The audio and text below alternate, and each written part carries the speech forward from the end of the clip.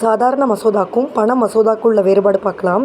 First point பார்த்திங்கன்னா, பாராளுமன்றத்தோட இரு அவைகளையும் நம்ம சாதாரண மசோதாவை தாக்கல் செய்யலாம். பண மசோதாவை மக்களவையில் மட்டுமே நம்ம அறிமுகம் செய்ய இயலும். சாதாரண மசோதாவை பொறுத்தளவு அமைச்சர் அல்லது தனி நபர் அதனை அறிமுகம் செய்யலாம். பண மசோதாவை பொறுத்தளவு அமைச்சர்கள் மட்டுமே அறிமுகம் செய்ய இயலும்.